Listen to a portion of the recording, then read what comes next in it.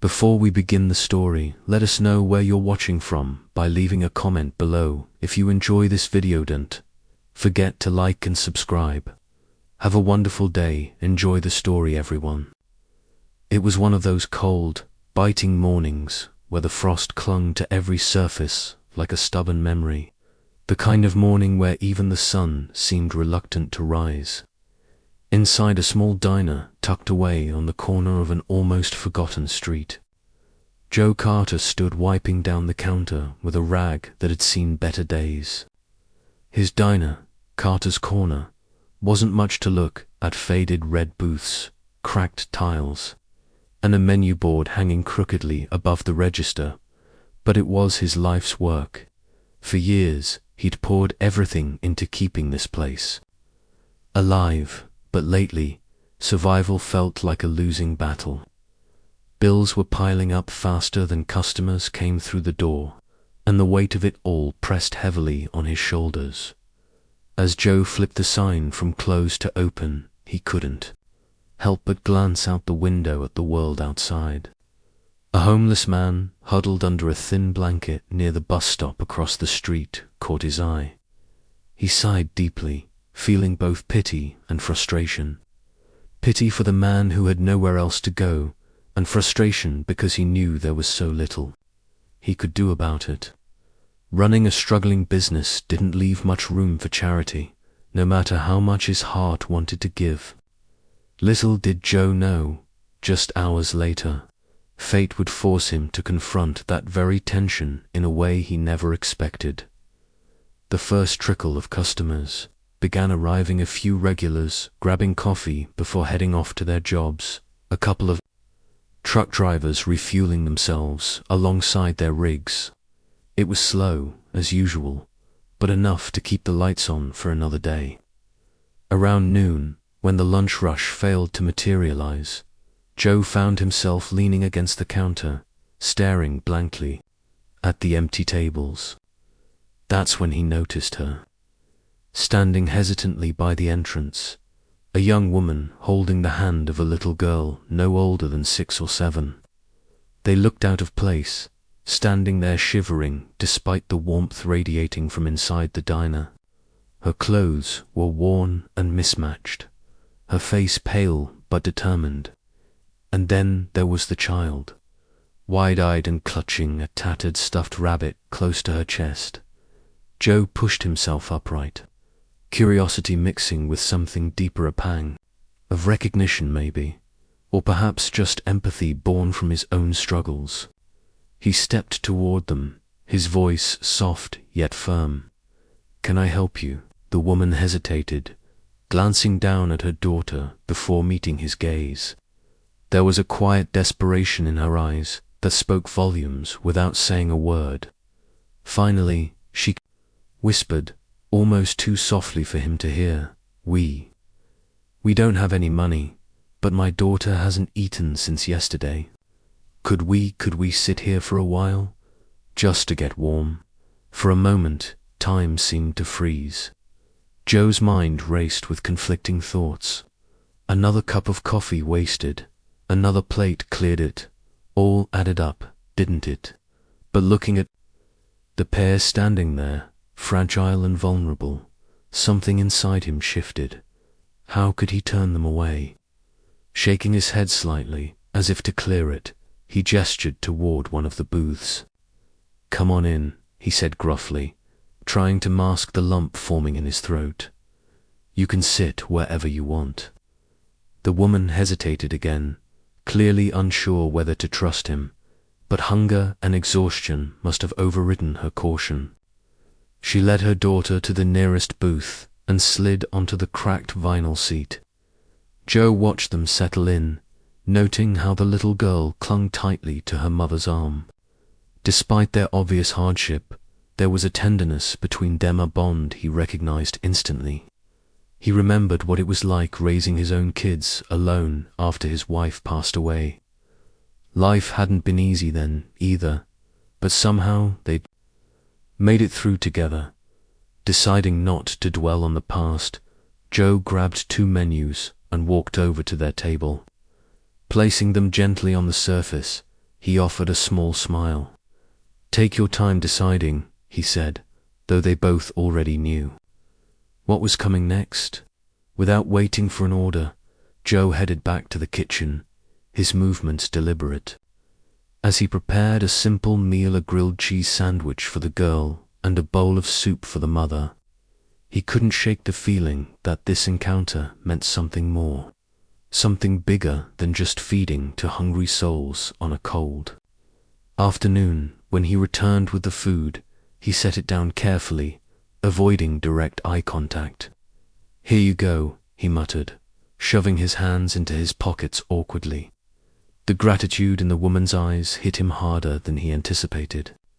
She murmured a quiet thank you, her voice trembling with emotion. Watching the little girl take her first bite of the sandwich, her face lighting up with pure joy, Joe felt something stir within him, a flicker of hope. Maybe, or simply the reminder that kindness still mattered in a world that often felt overwhelmingly cruel. But as the afternoon wore on, Joe realized this wasn't going to be a fleeting moment of goodwill. When the woman finally introduced herself as Sarah and explained their situation, how they'd been living in shelters until recently, how she'd lost her job due to illness, how she'd been doing everything she could to protect her daughter from the harsh realities of their circumstances, Joe found himself drawn into their story. Their pain was raw and real, cutting through the noise of his own worries about the diner. And yet, amid their hardship, there was resilience, strength, something Joe hadn't felt in himself for a long time. By the time evening rolled around, the diner was nearly empty again, save for Sarah and her daughter, who lingered quietly in their booth. Joe joined them, unable to resist asking questions about their lives, their dreams, their fears. What started as a simple act of generosity quickly evolved into something neither of them could have predicted. By the end of the night, Joe found himself making promises he wasn't sure he could keep, promises to help, to support, to offer more than just a meal, promises that would change not only Sarah and her daughter's lives, but also his own in ways none of them could foresee. As Sarah gathered her things, preparing to leave for whatever makeshift shelter awaited them, Joe stopped her with a question. "Where will you go now?" The hesitation in her answer chilled him to the bone. "I don't know," she admitted, clutching her daughter's hand tighter. "But we'll figure it out." Before Joe could respond, the bell above the door jingled, signaling the arrival of someone new. A man in a suit entered, glancing around the diner with an air of authority. Who was he? And why did his presence make Joe's stomach twist with unease? The scene shifted abruptly, leaving Joe torn between protecting the fragile connection he'd formed with Sarah and confronting whatever storm this stranger might bring. Whatever happened next, one thing was certain: nothing would ever be the same again for any of them. The man in the suit adjusted his tie as he approached the counter, his polished shoes clicking against the worn tiles. Joe straightened up instinctively, his protective instincts kicking in. There was something about this stranger, his perfectly pressed attire, the clipboard tucked under his arm, that set off warning bells in Joe's mind. "Can I help you?" Joe asked, his tone sharper than he intended. The man smiled politely, though it didn't reach his eyes.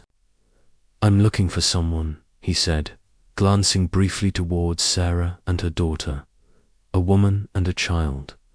"Have you seen them?" Joe's stomach tightened. He glanced over at Sarah, who had gone rigid in her seat, her face pale and her grip on her daughter's hand tightening.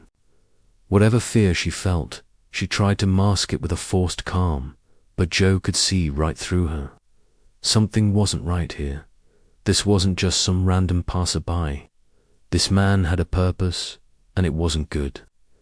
Joe turned back to the stranger, forcing a neutral expression.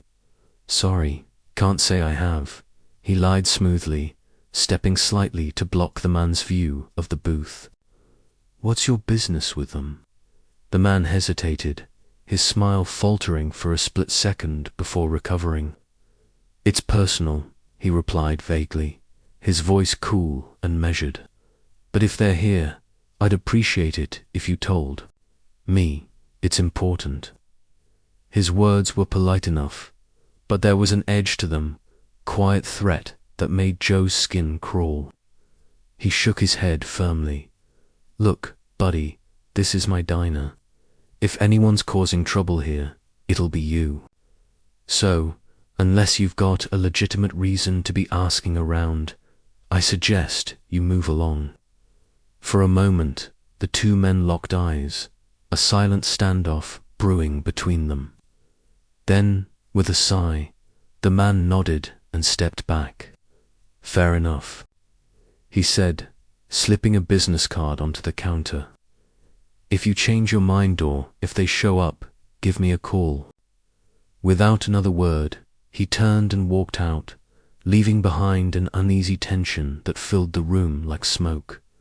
As soon as the door closed, Joe rushed over to Sarah's table, his heart pounding. "Who was that?" he demanded softly, keeping his voice low so the few remaining customers wouldn't overhear. Sarah looked up at him, tears brimming in her eyes. She hesitated, clearly torn between trust and fear. Finally, she whispered, "His name is Mr. Grayson. He works for my ex-husband." Her voice cracked on the last word, and she pulled her daughter closer, as if shielding her from invisible danger. "He's been trying to take Emily away from me ever since we left." Joe's blood ran cold. Take her? Why would he want to do that? Sarah shook her head, her hands trembling. "Because he thinks I'm unfit. Because he wants control." Because her voice trailed off, and she buried her face in her hands, overwhelmed by emotion. Joe crouched beside her, placing a reassuring hand on her shoulder. Hey, listen to me. You're safe here. I won't let anything happen to either of you, okay? Not while I'm around." But even as he said the words, doubt gnawed at him. How far could he really protect them? This wasn't just about feeding a hungry family or offering temporary shelter. It was about standing between them and someone who clearly had power, resources, and no qualms about using them. Joe glanced at the business card, still sitting on the counter. Grayson and Associates, Legal Services. The name sent a chill down his spine. Whoever this guy was, he wasn't playing games. Over the next hour, Joe listened intently as Sarah opened up about her past, the abusive relationship she'd escaped, the months spent bouncing between shelters, the constant fear of being found. Each detail painted a clearer picture of the nightmare she'd endured, but it also deepened Joe's resolve to help her. For years, he'd felt powerless against the struggles of running the diner, weighed down by failures and setbacks. But now, faced with someone whose battles were infinitely harder than his own, he realized he couldn't afford to give up, not when people depended on him. Meanwhile, outside the diner, shadows lengthened as dusk settled over the street. Joe kept glancing nervously at the windows, half expecting Grayson to return with reinforcements. What worried him most was how vulnerable Sarah and Emily were. They had nowhere else to go, no one else to turn to. And while Joe wanted nothing more than to keep them safe, he knew his diner wasn't exactly Fort Knox. One wrong move, one slip-up, and Grayson could swoop in before he even had time to react. To make matters worse, doubts began creeping into Joe's mind. Was he getting in over his head? Helping Sarah meant taking sides in a legal battle he didn't fully understand, one that could drag him into territory he wasn't prepared for. Yet every time he looked at Emily, her wide, trusting eyes, Her laughter as she colored pictures on napkins with crayons Joe had dug out for her. He knew he couldn't walk away. She deserved better than a life dictated by fear. They both did. As night fell, the diner emptied out completely, leaving only Joe, Sarah, and Emily inside. Joe locked the front door and flipped the sign to closed, his movements deliberate but tinged with anxiety. He offered Sarah and Emily the storage room in the back to rest for the night, insisting it was safer than staying on the streets. Reluctantly, she agreed, though the haunted look in her eyes suggested she wasn't convinced safety existed anymore. Just as Joe finished cleaning up, the phone rang. Startled, he stared at it for a moment before answering cautiously. "Hello." A familiar voice greeted him on the other end, controlled and chillingly polite. "Mr. Carter, I presume?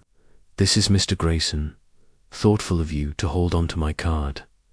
Joe's jaw clenched. "What do you want?" Grayson chuckled lightly, as if amused by Joe's hostility. "Let's not play games, shall we? I know there. Hand them over, and we can avoid any unpleasantness." Joe's mind raced. How had Grayson figured it out? Had someone tipped him off? Or was he simply bluffing, testing Joe's loyalty? Either way, one thing was clear.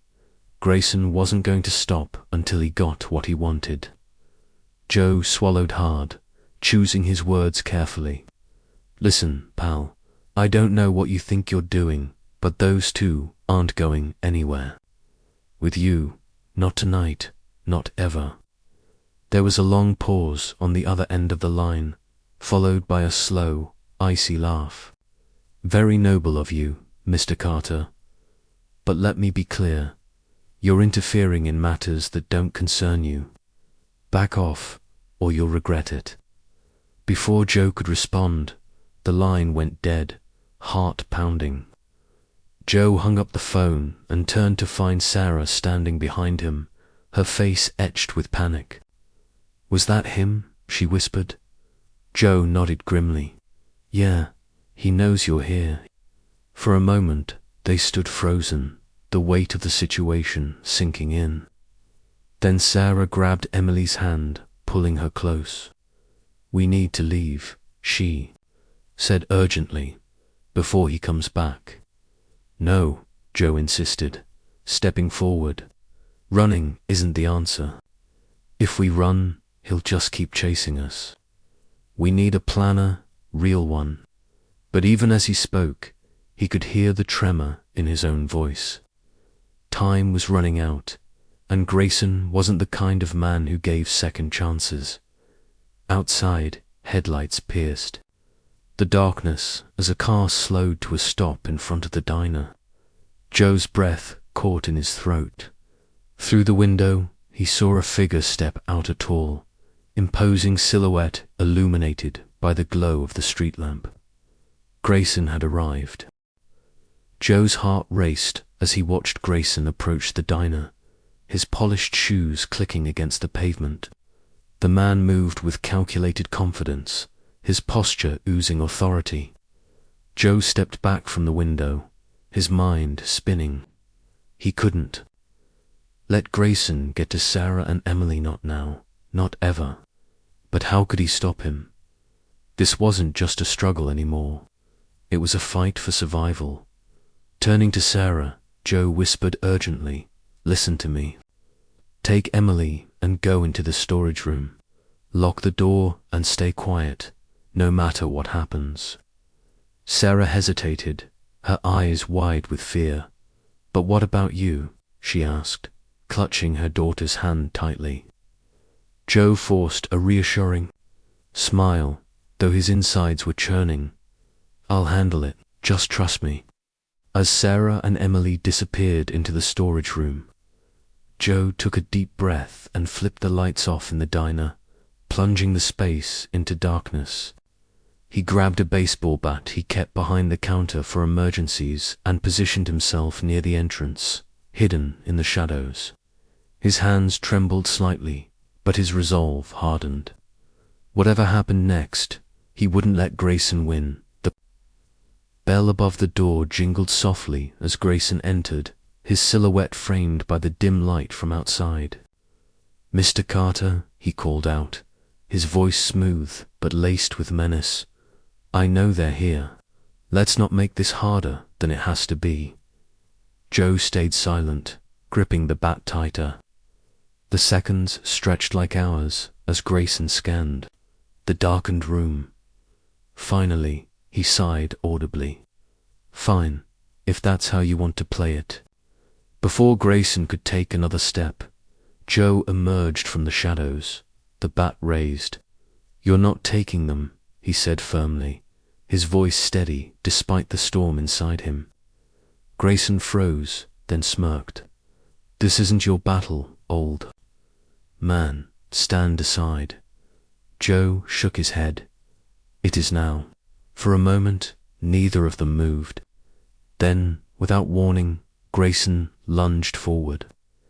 Joe swung the bat instinctively, connecting with Grayson's arm. The man stumbled back, cursing under his breath. Enraged, he reached into his coat pocket, tanned. Joe's stomach dropped when he saw the glint of metal. A knife. Last chance. Carter. Grayson snarled, advancing slowly. Joe tightened his grip on the bat, adrenaline surging through him. He couldn't back down, not with Sarah and Emily counting on him. As Grayson made another move, Joe swung again, this time aiming lower. The bat struck Grayson's leg, sending him crashing to the floor with a groan of pain. But before Grayson could recover, red and blue lights flashed outside, bathing the diner in strobes of color. Sirens wailed, growing louder as a police car screeched to a halt in front of the building. Joe blinked in disbelief, his chest heaving. What was going on? Moments later, 2 officers burst through the door, their guns drawn. Nobody moved. One of them barked, his eyes darting between Joe and Grayson. Grayson cursed again, dropping the knife as the officers cuffed him. "What's the meaning of this?" he demanded, his composure cracking. One of the officers glanced at Joe. "We got an anonymous tip about a possible abduction attempt. Looks like we arrived just in time." Joe stared at the scene, his mind reeling. Anonymous tip. Who had called the police? Before he could process it, Sarah appeared from the storage room, Emily clinging to her side. Her face lit up with relief when she saw Grayson being led away in handcuffs. "Thank you," she whispered to Joe, tears streaming down her cheeks. "You saved us." Later, after the chaos had settled and the officers had taken statements, Joe finally pieced together what had happened. It turned out that one of his regular customers, a truck driver named Hank, had overheard Grayson's earlier visit to the diner. Suspicious of the man's intentions, Hank had followed him discreetly and called the police when things escalated. "Didn't think I'd ever use my CB radio for anything important," Hank joked sheepishly when Joe thanked him. "Glad I did, though." With Grayson arrested and legal proceedings underway, Sarah and Emily finally found some semblance of peace. Joe helped them connect with local resources, a shelter for women and children, legal aid to protect their rights, and even a part-time job opportunity for Sarah at the diner once she was ready. Watching them rebuild their lives gave Joe a sense of purpose he hadn't felt in years. Months passed, and the diner slowly began to thrive again. Word spread about Joe's bravery, drawing in new customers eager to support the struggling owner, who'd stood up for what was right. Sarah became a close friend, often bringing Emily by to visit. The little girl, once so shy and reserved, now laughed freely, her artwork proudly displayed on the diner's walls. One day, as Joe sat at the counter sipping coffee, Sarah approached him with a small envelope. "This is for you," she said softly, placing it in his hands. Inside was a note written in Emily's careful handwriting. "Thank you for being our hero." Beneath it was a drawing of the three of them standing together, surrounded by hearts. Joe felt a lump rise in his throat. For so long, he'd believed. His life was defined by failure, by bills he couldn't pay, and dreams that slipped through his fingers. But now, looking at that simple picture, he realized something profound. Sometimes, the smallest acts of kindness create ripples that change lives forever, including your own. As the sun set over the corner diner, casting golden light across its faded booths and cracked tiles, Joe smiled to himself. Life still wasn't perfect, but it was enough. And sometimes that was all anyone could hope for.